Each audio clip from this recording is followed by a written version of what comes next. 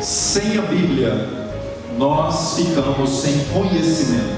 Então eu te convido agora a tomar a palavra, nós vamos orar. Obrigado, Senhor, porque a luz do conhecimento, a ciência de todas as coisas, de todos os assuntos, nós encontramos na Tua palavra.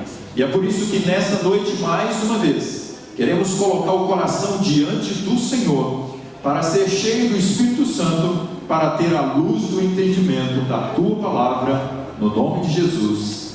Amém. Meus amados, nós começamos domingo passado a estudar sobre o chifre pequeno de Daniel, no capítulo 7 e capítulo 8. E nós vamos dar continuidade hoje, enfatizando mais qual foi a obra do chifre pequeno contra o povo de Deus, contra os filhos de Deus.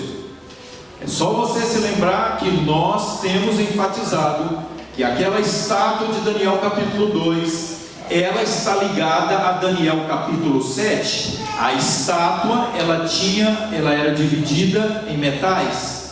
Daniel capítulo 7 são animais, mas é a mesma mensagem, porque ela fala dos reinos da história da humanidade que existiram. E no conflito cósmico, o tema, como vocês sabem, geral da nossa série é a batalha pela conquista da mente, ok?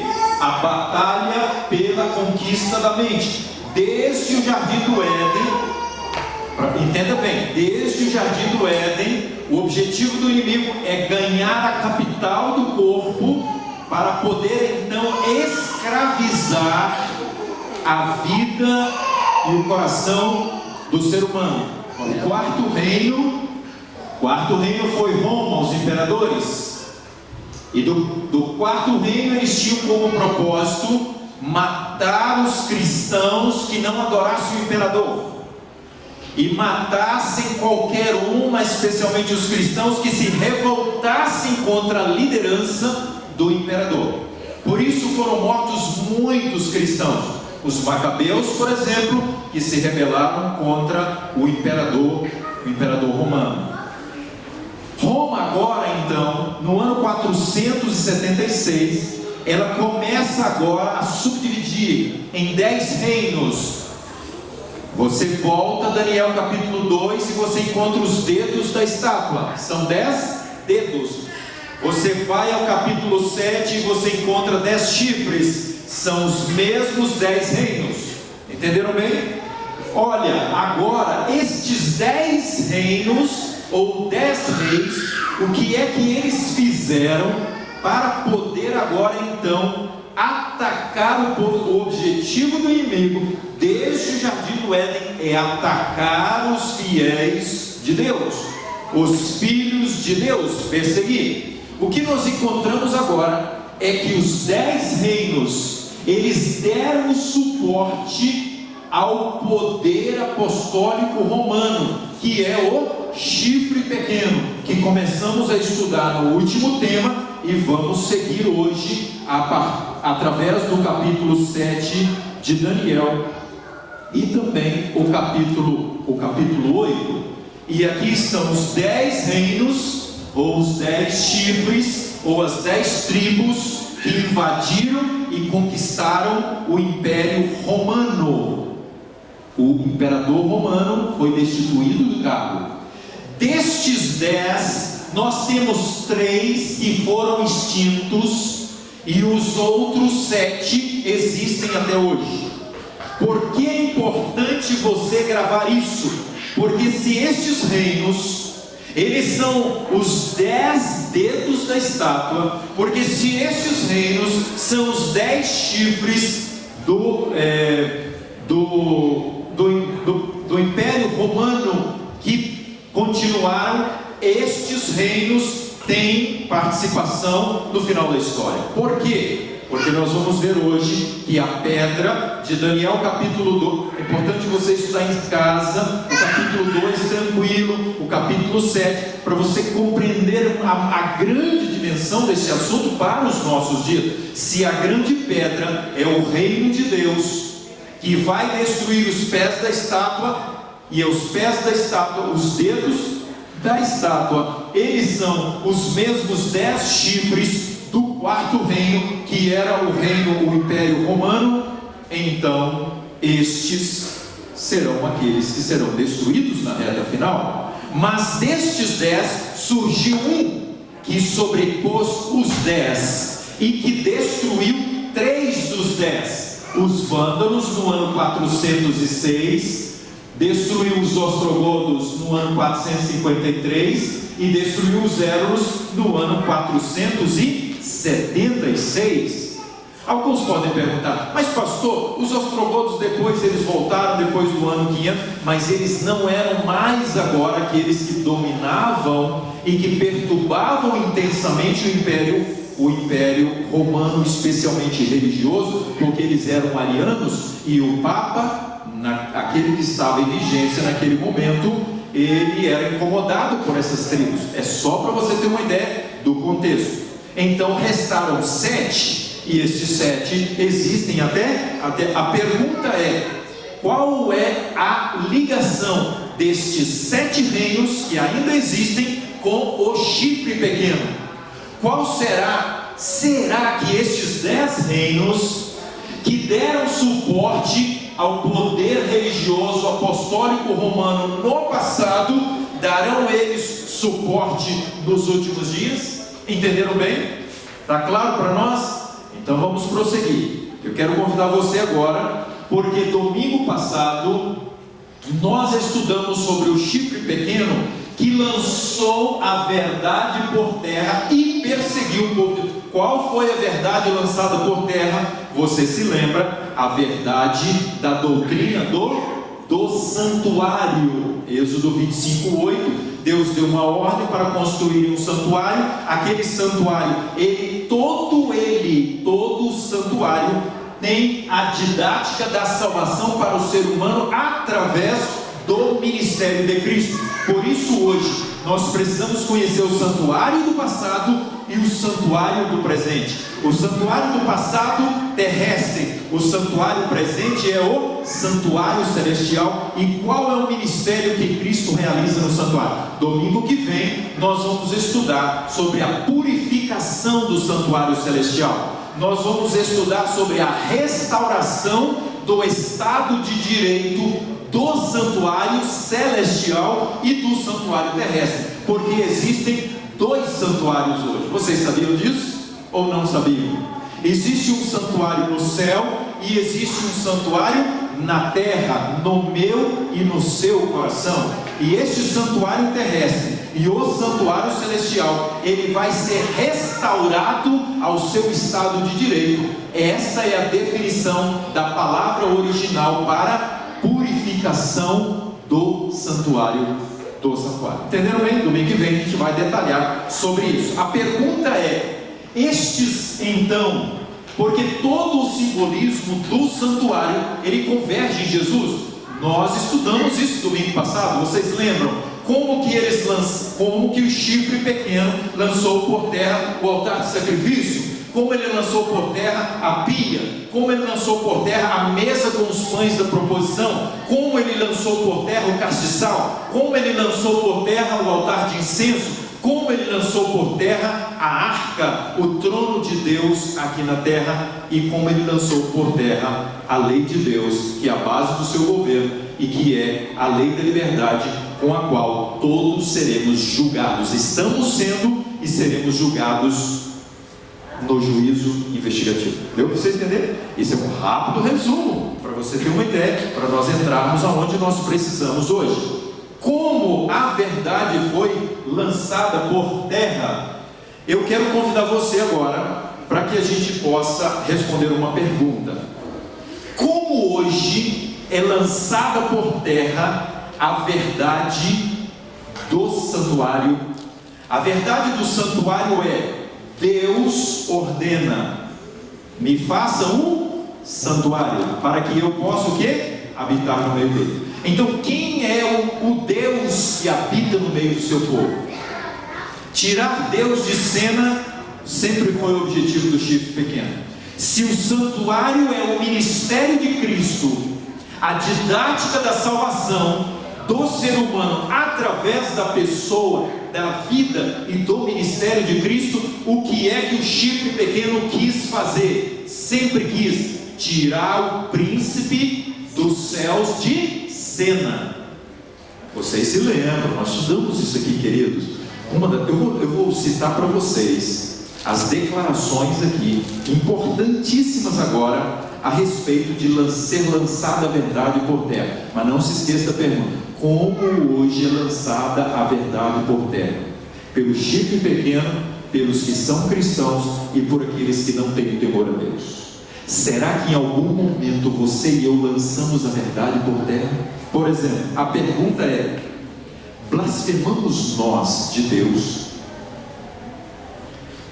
Somos incrédulos para com Deus e os ministérios de Cristo?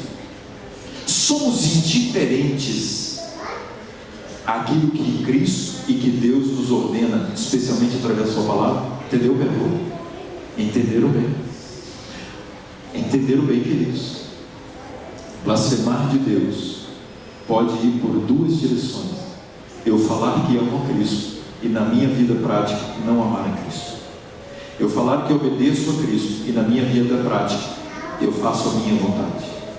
Mas vamos lá, algumas declarações muito importantes para nós agora. Nós, os papas, temos sobre a terra o lugar do Deus Todo-Poderoso. Papa Leão XII, ele citou isso.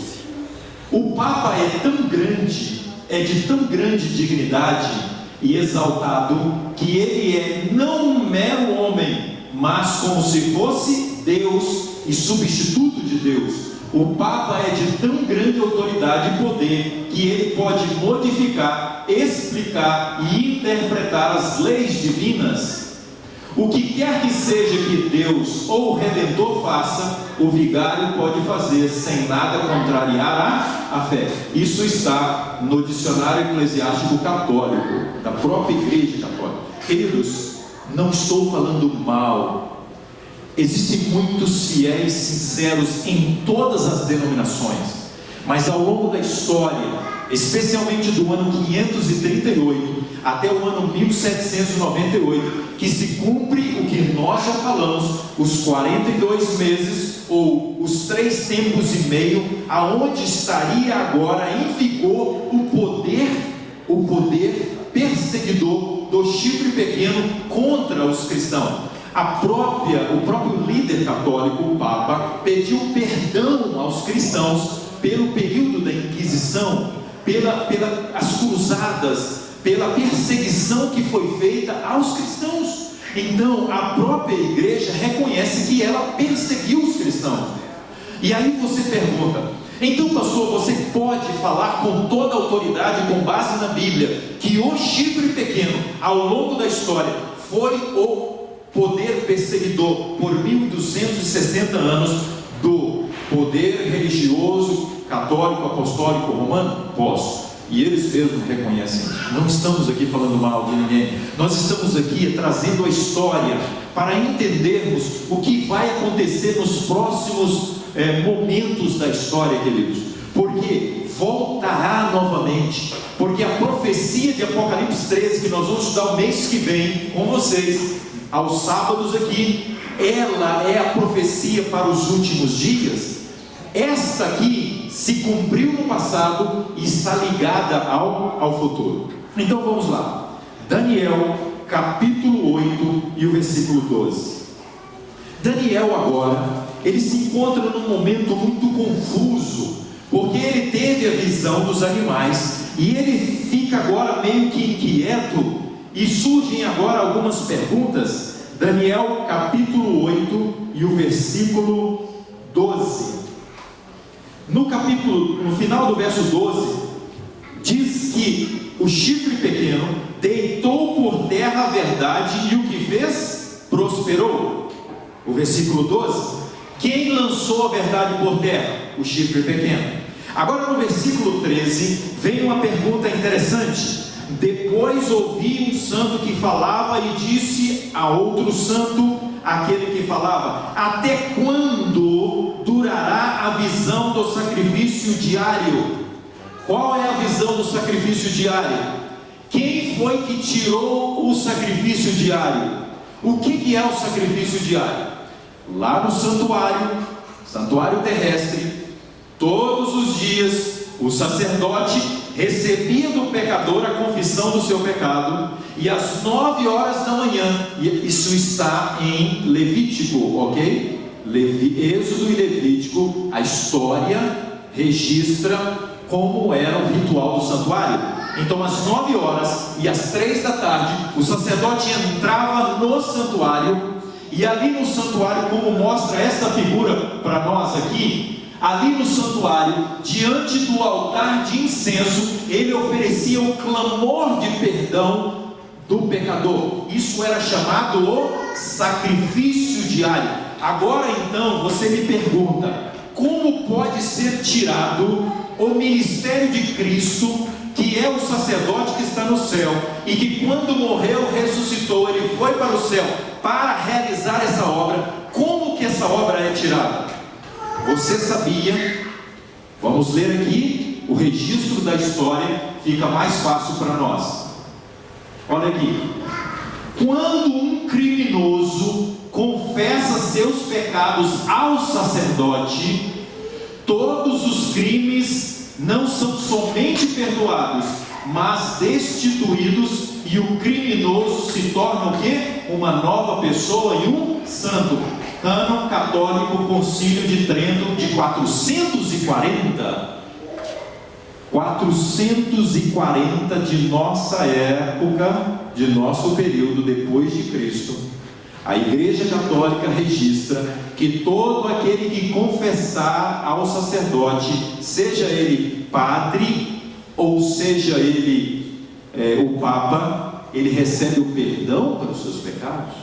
Isso só acontecia no santuário terrestre pela fé.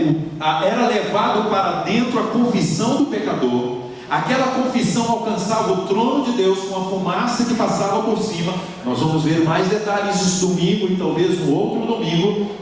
O que acontecia? Ele recebia perdão, e aquilo só era realizado porque aquele sacerdote era o símbolo do sacerdote Cristo Jesus, que a partir do seu sacrifício foi para o céu, para agora então perdoar os pecados daqueles arrependidos. Vocês entenderam bem? Então como que esse sacrifício diário aqui, até quando vai durar isso? Segura aí que nós vamos ver as datas. E da transgressão assoladora, visão da qual é entregue o santuário. Como que se entrega o santuário celestial para o chifre pequeno? Até quando o chifre pequeno teria o domínio do santuário, a fim de serem pisados? Tudo no santuário convergia em Jesus. Leio novamente o texto. O que é que a declaração dos papas dizem a respeito de Deus e a respeito do Papa? Nós, os papas, temos a terra, o lugar, sobre a terra, o lugar de quem? Todo-Poderoso. Então, se Deus é quem comanda o santuário celestial, e se agora aqui na terra, o santuário da alma, do coração humano, o Papa, o poder religioso, tem o domínio, o que aconteceu com o santuário celestial? Ele perdeu o seu valor. Mas vamos prosseguir um pouquinho mais, porque a pergunta é: quando, até quando? No capítulo 8 e o versículo 13, foi a pergunta: até quando vai acontecer que o chifre pequeno terá o domínio? Eu convido você agora para o capítulo 12 de Daniel. No capítulo 12 de Daniel, nós encontramos a resposta: até quando? Se nós descobrimos que o chifre pequeno começou a reinar a partir do ano 538, a pergunta é: por quanto tempo ele reinaria, ou até que ano ele reinaria? capítulo 12 e o versículo 6 diz assim: um deles disse ao homem vestido de linho, que estava sobre as águas do rio: quando se cumprirão estas maravilhas? A pergunta é: quais as maravilhas que ele está aqui agora perguntando? Vamos prosseguir. O versículo 7: ouvi o homem vestido de linho, que estava sobre as águas do rio, quando levantou a mão direita e a esquerda ao céu, e jurou por aquele que vive eternamente, que isso seria depois de um tempo, 2 tempos e metade de um tempo. Isso seria depois de 3 anos e meio. 3 anos e meio na profecia são 42 meses. 42 meses são 1260 anos. Então, se ele, o chifre pequeno, começou a reinar no ano 538, mais 1260, nós chegamos a que ano? Nós chegamos ao ano de 1798. Entenderam bem, meus queridos? Aí então se cumpriu essa profecia dos 1260 anos. Aí então acabou a perseguição. Aí então o sacrifício diário, ele agora então retorna-se, ou sempre esteve com Cristo, mas na profecia o poder perdeu a sua força, porque no ano 1798, o Papa Pio VI, que foi o último Papa que estava ali, ele foi preso pelo general Berthier em fevereiro do ano 1798, e então agora o papado perdeu o seu domínio e o poder mundial. Entenderam bem? Amados, preciso ir um pouco mais com vocês. Vocês sabiam que do ano 1798 até o ano 1929 não teve força o papado, e ele retomou. Como entender isso? Não vou entrar profundo, porque Apocalipse capítulo 13 fala a respeito do animal que foi morto. Esse é o símbolo de que ele perdeu a sua força, mas lá em Apocalipse diz que a sua ferida foi o quê? Curada. Agora então, nós encontramos no capítulo 12, versículo 4 de Daniel, que Daniel recebe uma ordem. Olha que coisa interessante. Daniel recebe uma ordem no capítulo 12, versículo 4, para selar o livro. Tu, Daniel, encerra as palavras, sela o livro até o tempo do fim. Muitos o esquadrinharão e o saber se multiplicará. Até o ano 1798, o livro de Daniel ficaria fechado. Nós descobrimos que até o ano 1798, o chifre pequeno ele perderia a sua força e o seu domínio. E isso é interessante para nós, por quê? Porque o livro de Daniel foi aberto oficialmente a partir do ano 1780, 1770. Alguns começaram a estudar Daniel, mas foi através de Guilherme Miller, que nós vamos conhecer um pouquinho mais domingo que vem, no outro domingo. Ele é que levantou a mensagem de Daniel, especialmente Daniel capítulo 8 e o versículo 14. O que nós vimos em Daniel capítulo 7 e Daniel capítulo 8? Que o chifre pequeno, ele quis tomar o lugar de Deus, correto? E ele tomou o lugar de Deus. Que o chifre pequeno quis e perseguiu o povo de Deus. Que o chifre pequeno, ele perdeu a sua força dos 1260 anos. Mas agora, o que é interessante para nós no capítulo 3 de Daniel? Por que não vamos enfatizar muito Daniel capítulo 3? Porque nós vamos estudar Apocalipse capítulo 13, e Apocalipse capítulo 13 fala da adoração à imagem, e Apocalipse capítulo 13 fala que esta imagem que será adorada voltará novamente aquele poder do chifre pequeno, porque sempre quis ser adorado, e novamente ele vai ser adorado nos últimos dias. Essa é a profecia de Apocalipse capítulo 13. Daniel, no capítulo 3 agora, nós encontramos a estátua de Nabucodonosor.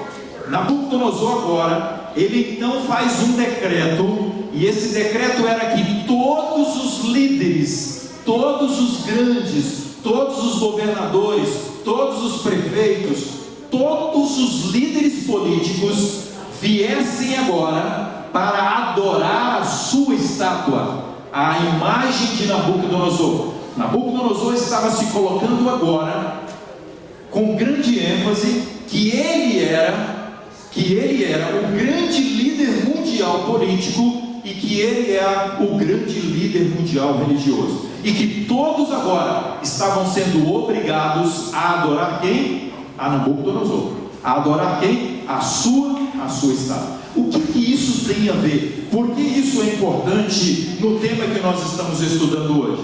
Porque lá em Apocalipse capítulo 13 fala para nós que o poder perseguidor dos 1260 anos, ele receberá novamente agora o direito de ser adorado. Entenderam bem? E qual é a ligação dessa estátua com o número da besta de Apocalipse capítulo 13? Nós sabemos muito bem que a adoração obrigatória para uma só religião e um só governo foi a proposta de Nabucodonosor, e nós sabemos muito bem que os fiéis rejeitaram, e ali estavam os três amigos de Daniel, Ananias e Azarias, e eles não adoraram a estátua. E todos aqueles que não adorarem a estátua, a imagem da estátua, a imagem da besta, ele vai acontecer o quê? Será perseguido, será morto. Nossa, pastor, que história mais absurda. Parece uma loucura, queridos. Um só poder mundial religioso que vai receber agora a adoração como se ele fosse o quê? O próprio Cristo. E aí você faz a pergunta: todos aqueles que rejeitarem os ensinos de Cristo, da sua palavra, são chamados de anticristo, ou seguidores do anticristo. Agora, olha aqui algo interessante quando a gente estudar Apocalipse capítulo 17. Ali fala para nós que a besta deu de beber aos reis da terra.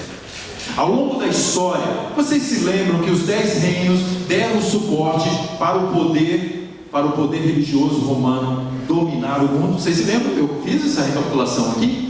Ao longo da história, meus queridos, os reis estavam sujeitos, eles eram coroados e recebiam a bênção do Papa. Olha que coisa impressionante, como inverteu as coisas e os valores para aquelas nações. O rei agora estava sujeito à bênção do Papa. Alguém se lembra? Me parece que foi Henrique VII, eu não me lembro bem qual dos Henrique, que ficou 3 dias descalço em frente ao castelo do Papa, sendo humilhado para receber o quê? Para receber a bênção e a absolvição, porque ele havia sido o quê? Excomungado. Então, os reis que não aceitavam o domínio papal, eles eram agora então destituídos dos seus cargos, eles eram excomungados e eles perdiam tudo. Eles não podiam continuar com seus familiares, perdiam o trono e perdiam as suas riquezas. Você me pergunta, que coisa impressionante é essa? E você me pergunta, haverá novamente a possibilidade disso acontecer no futuro? Com toda certeza. No capítulo 3, nessa estátua, nós encontramos ali, a estátua tinha 60 côvados de altura e 6 côvados de largura. O que isso significa? Vocês sabiam que todos os deuses, ou o chamado panteão babilônico, eles davam o número 600 dos deuses. O deus maior, ele tinha o número 60. O deus menor tinha que número? O número 6. Se todos eles juntos eram 600 Se o maior era 60 e se o menor era 6, que número nós chegamos? 666. Qual é esta ligação? Eu vou deixar você na curiosidade para a gente estudar sem pressa Apocalipse capítulo 13, muito em breve aqui na igreja. Meus amados irmãos, eu termino em 5 minutos e eu queria te perguntar: o que aconteceria com o chifre pequeno? Eu falei para vocês que ia falar hoje sobre as fases do juízo. Daniel capítulo 7 apresenta para nós como será o juízo de Deus contra o chifre pequeno. Entenda bem, as fases do juízo contra o chifre pequeno é uma coisa, e as fases ou as etapas do juízo de Deus em favor do povo de Deus são outros pontos a serem discutidos. Então, Daniel capítulo 7, eu convido você para a gente ler o versículo 9. Daniel 7 e o verso 9 diz assim: continuei olhando até que foram postos uns tronos, e o ancião de dias se assentou. Pastor, como que eu vou entender isso aí? Que você não está passando fora do contexto, porque o versículo anterior fala do chifre pequeno.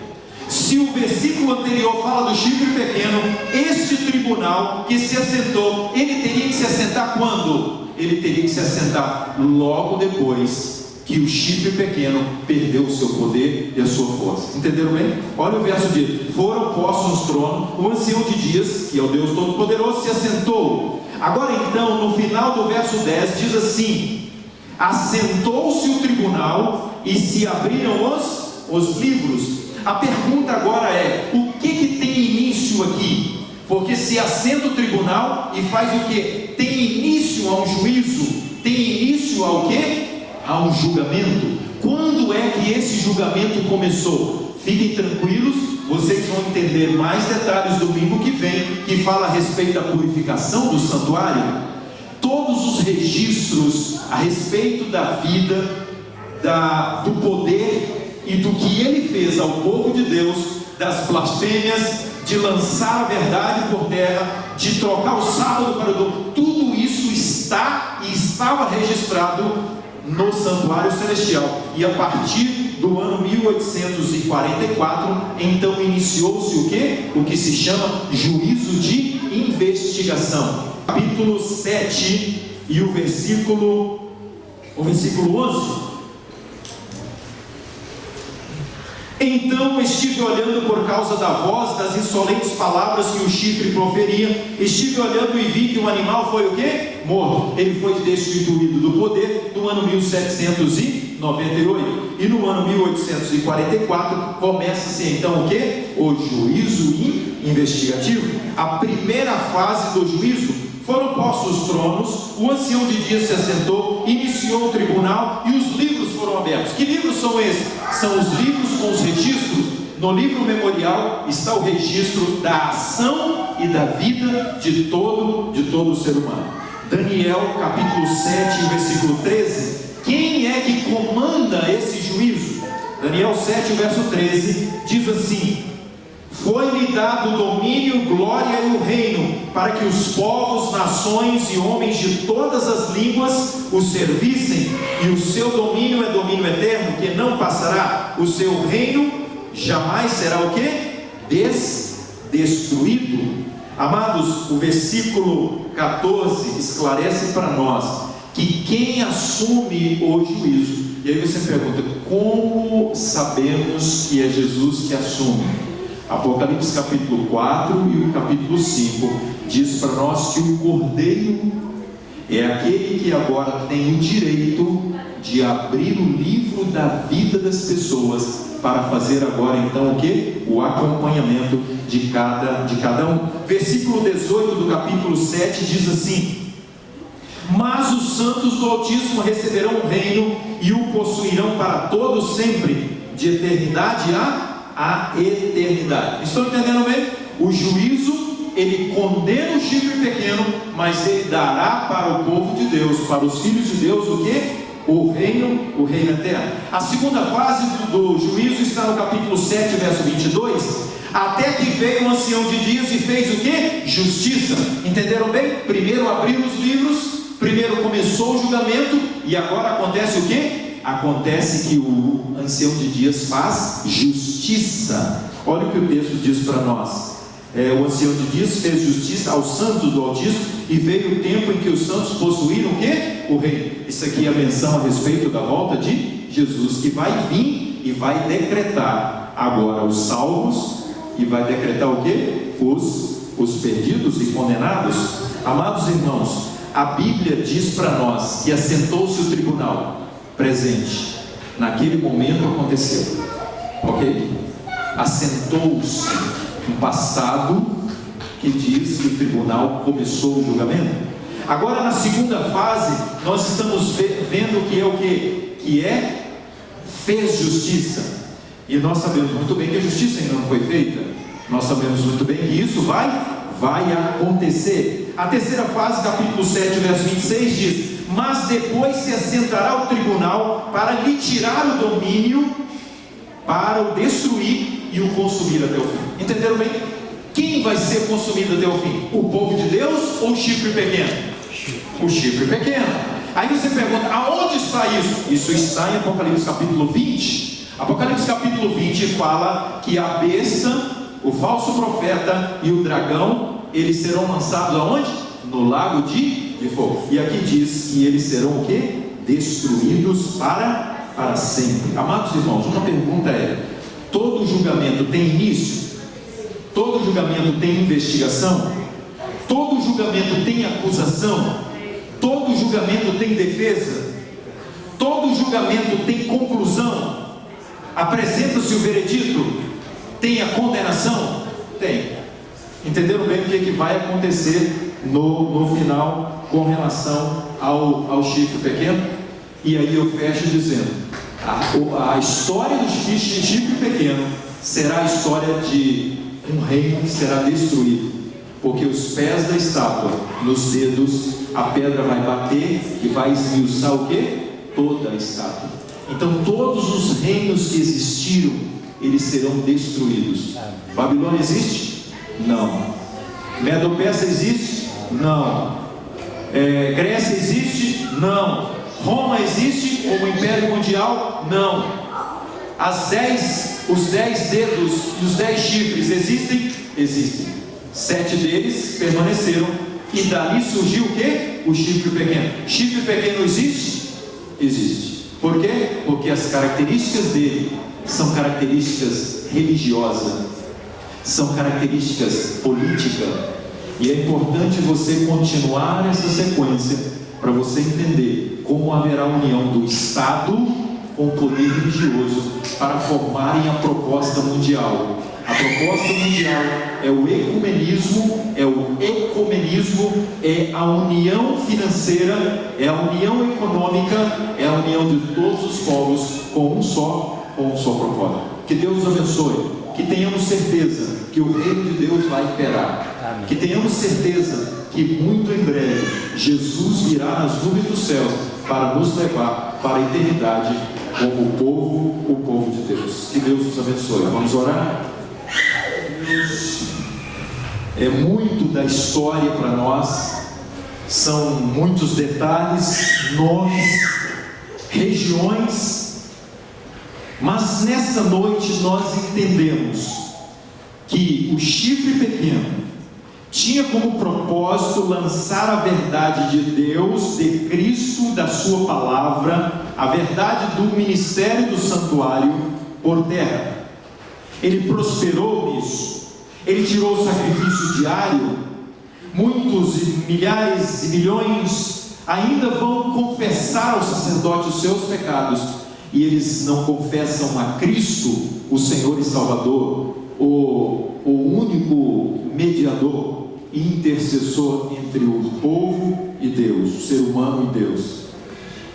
Mas, Senhor, nós queremos te clamar nessa noite, que a compreensão de que isso vai novamente tomar uma força e uma dimensão mundial, muito em breve, que nos faça isso clamar a Ti diariamente por uma vida de preparação para enfrentar esses momentos difíceis. Senhor Deus, o Teu reino impere ele no nosso coração, o reino da graça, para que em breve possamos estar no reino da glória, no nome de Jesus. Amém.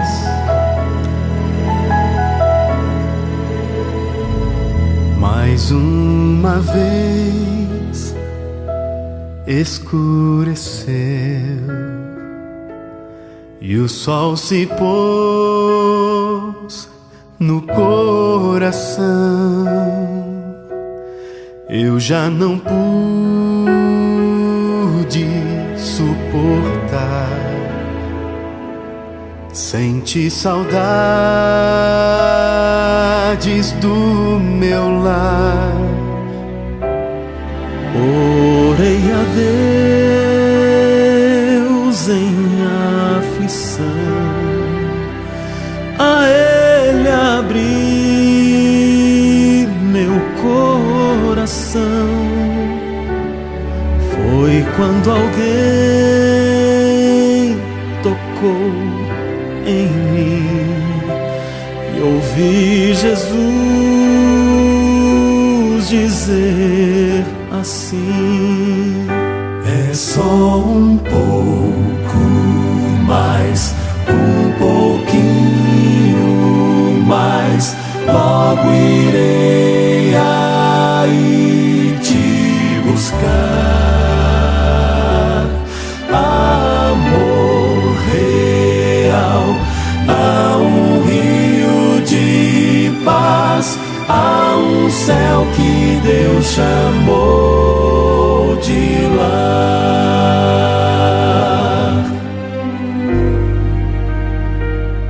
Mais uma vez amanheceu, o sol da fé em mim nasceu. E quando penso em desistir, Jesus me chama e diz assim: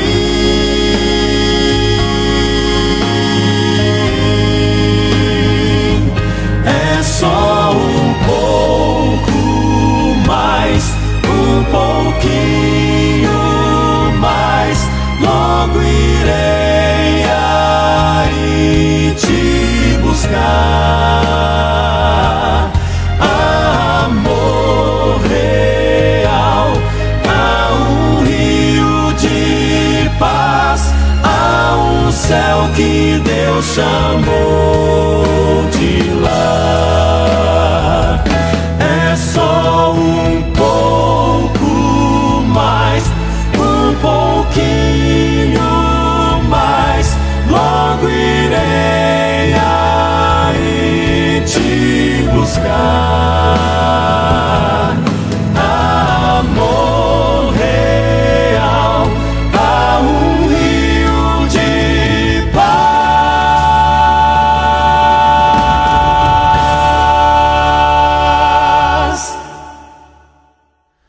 há um céu que Deus chamou